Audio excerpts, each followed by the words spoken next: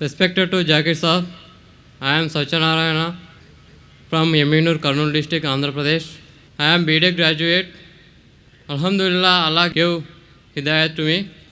I also reverted in Islam, but my parents are not accepted this. Alhamdulillah, my grandfather is accepted, but they believe only one God.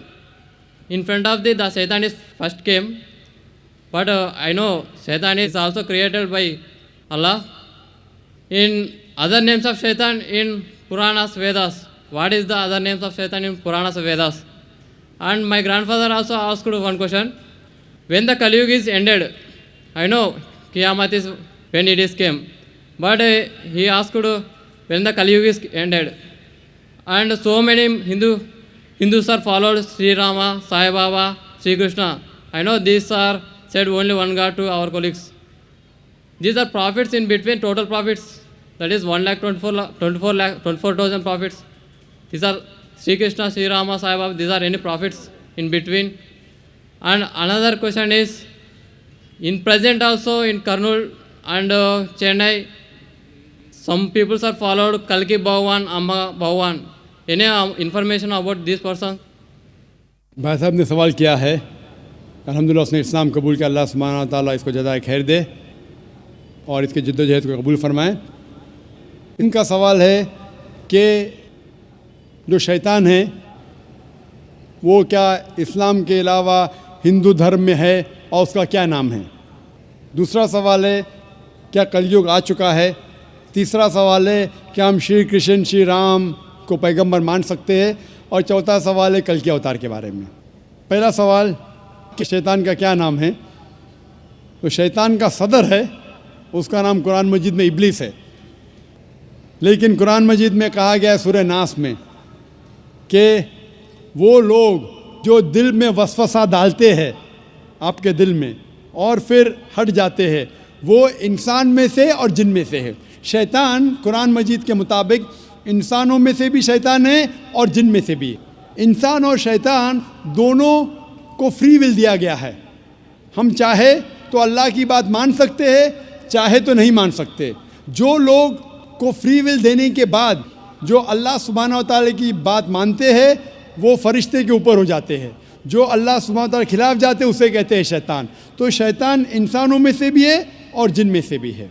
और इसका जिक्र दिगर मज़हब की किताब में भी है।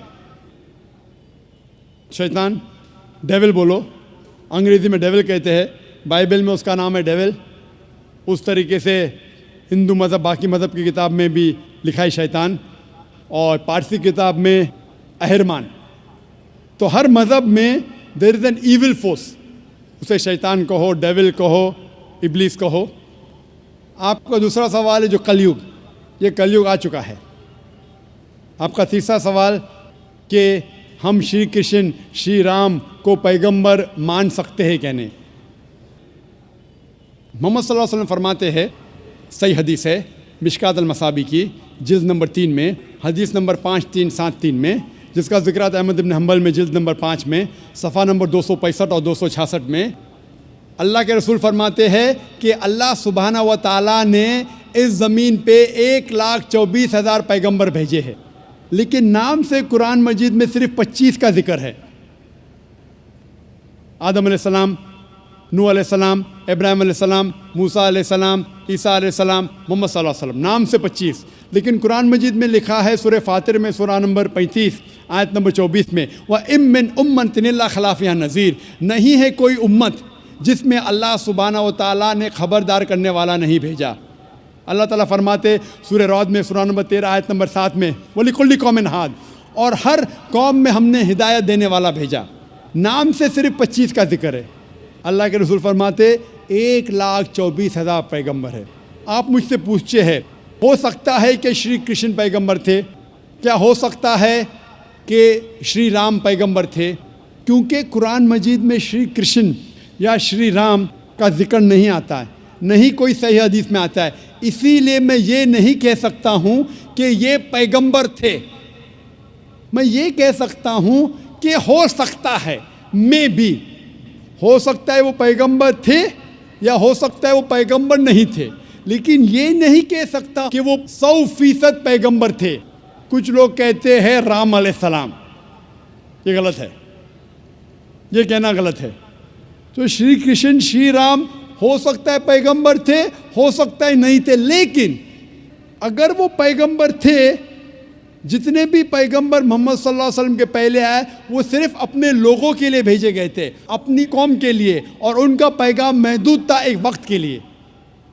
اسی لیے آج آپ چاہے انڈیا میں جی رہے ہیں یا امریکہ میں یا یو کے میں یا سعودی عربیہ میں، آج آخری پیغمبر جو قرآن میں لکھا ہے سورہ انبیاء میں سورہ نمبر 21 آیت نمبر 107 میں، وما ارسلناک الا رحمت للعالمین، ہم نے محمد صلی اللہ علیہ وسلم کو نہیں بھیجا لیکن صرف رحمت بنا کے سارے عالمین کے لیے، سارے انسانیت کے لیے، سارے جہاں کے لیے۔ کیونکہ محمد صلی اللہ علیہ وسلم آخری پیغمبر تھے، وہ صرف مسلمان یا عربوں کے لیے نہیں بھیجے گئے تھے، وہ ساری انسانیت کے لیے بھیجے گئے تھے۔ تو آج چاہے آپ ہندوستان میں رہ رہے ہیں یا یو ایس اے میں یا یو کے میں یا سنگاپور میں یا سعودی میں، آپ کو ماننا چاہیے آخری پیغمبر محمد صلی اللہ علیہ وسلم میں۔ اور یہ لکھا ہے ہندو مذہب کی کتاب میں بھی، جس طریقے سے آپ نے کہا کلکی اوتار کے بارے میں، اس کے اوپر تقریر دی تھی میں نے لاسٹ سیٹرڈے، ایک ہفتہ پہلے 15 تاریخ کو اسی سٹیج پہ ایک ہفتے پہلے میں تقریر کیا تھا، محمد صلی اللہ علیہ وسلم کا ذکر مختلف مذہبی کتابوں میں، اور اس میں میں نے کلکی اوتار کا بھی ذکر کیا تھا۔ لکھا ہے کلکی پرانا میں چیپٹر نمبر 2 میں ورس نمبر 4، 5، 7، 11 اور 15 میں کہ کلکی اوتار آئیں گے، یہ بھوشیہ وانی ہے۔